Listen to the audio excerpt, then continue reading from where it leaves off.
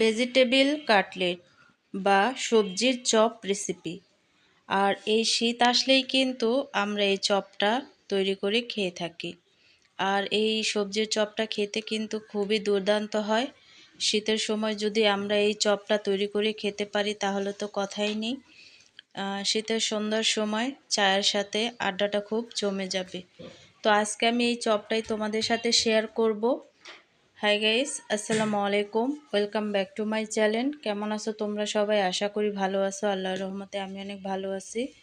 তো গাইস, চপটা তৈরি করার জন্য এখানে আমি পেঁয়াজ, কাঁচামরিচ আর আদা রসুন একসাথে খুব ভালো করে ভেজে নিচ্ছি।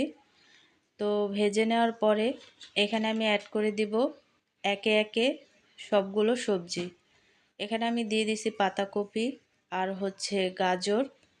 তো সবগুলো সবজি দেওয়ার পরে কিন্তু খুব ভালো করে সবজিগুলোকে রান্না করে নিব। আর এখানে আমি দিয়ে দিছি বিট। তো বিটটা দেওয়ার পরে কিন্তু খুব ভালো করে সবজিগুলোকে মিক্স করে নেব তেলের সাথে খুব ভালো করে। আর এখানে আমি সম্পূর্ণ মশলা নিয়ে নিছি, মরিচের গুঁড়ো, ধনিয়ার গুঁড়ো, জিরার গুঁড়ো, সাদা গোলমরিচ গুঁড়ো আর হচ্ছে স্বাদ মতো লবণ। তোমরা কিন্তু ঝালটা তোমাদের টেস্ট অনুযায়ী বুঝে শুনে দিবে। অনেকে ঝাল কম খায়, অনেকে বেশি খায়। তো আমি আবার প্রচুর পরিমাণে ঝাল খাই, তার জন্য কিন্তু ঝালটা একটু বেশিই দেই। তারপরে কিন্তু মশলাগুলো দেওয়ার পরে কিন্তু খুব ভালো করে নেড়ে চেড়ে তারপরে মিক্স করে নেব। তো মিক্স করে নেওয়ার পরে কিন্তু সবজিগুলোকে আমি একটু সিদ্ধ হওয়ার জন্য কিন্তু অনেকক্ষণ পর্যন্ত ঢেকে রাখছিলাম। তো ঢেকে রাখার পরে দেখো অনেকটা পানি উঠছে। তো এই পানিটা শুকিয়ে যাওয়ার পরেই কিন্তু সবজিগুলো একেবারেই সিদ্ধ হয়ে যাবে। তো দেখো পানিগুলো কিন্তু একেবারেই টেনে গেছে আর সবজিগুলো কিন্তু সিদ্ধ হয়ে গেছে। তো এই পর্যায়ে আমি অনেকক্ষণ পর্যন্ত নেড়ে চেড়ে তারপরে কিন্তু একেবারে ভাজা ভাজা করে সবজিগুলোকে ঠান্ডা হওয়ার জন্য আমি রেখে দিয়েছিলাম। তো ঠান্ডা হওয়ার পরে কিন্তু এখানে আমি চটকিয়ে রাখা সিদ্ধ করা আলুটা অ্যাড করে দিচ্ছি। তো চটকিয়ে রাখা আলুটা দেওয়ার পরে কিন্তু আমি এখানে পুদিনা পাতা অ্যাড করে দিচ্ছি। তোমরা চাইলে কিন্তু ধনিয়া পাতাও অ্যাড করতে পারো, কিন্তু পুদিনা পাতার স্মেলটা আমার কাছে অনেক ভালো লাগে, তার জন্য কিন্তু পুদিনা পাতাটা অ্যাড করে দিছি। তো দেওয়ার পরে কিন্তু খুব ভালো করে আমি সম্পূর্ণ উপকরণগুলো মেখে নেব। তো মেখে নেওয়ার পরে কিন্তু এখানে আমি চপগুলোকে তৈরি করে নেব। তোমরা কিন্তু যে যেমন শেপ দিয়ে নিতে পারো, গোল শেপ, লম্বা শেপ, কাটলেটের শেপ, যে যেই শেপে খাও না কেন। তো আজকে আমি অনেকটা চমচমের শেপ দিব লম্বাটে করে। তো দেখো একটা কিন্তু তৈরি হয়ে গেছে আর সম্পূর্ণ চপে কিন্তু তৈরি হয়ে গেছে। এখানে আমি একটা মিশ্রণ তৈরি করছি, বেশি কিছু না, জাস্ট ময়দা দিয়ে তারপরে মিশ্রণটা তৈরি করছি। আর এখানে আমি কোট করে নেব। তো দেখো, আর এখানে নিচ্ছি ব্রেড ক্রাম্ব আর এখানে আমি গড়িয়ে নেব। তো খুব ভালো করে কিন্তু কোট করে নেব। তো কোট করে নেওয়ার পরে কিন্তু যাতে এমনভাবে কোট করতে হবে তেলে দেওয়ার সাথে সাথে যাতে ভেঙে যাওয়ার ভয়টা না থাকে।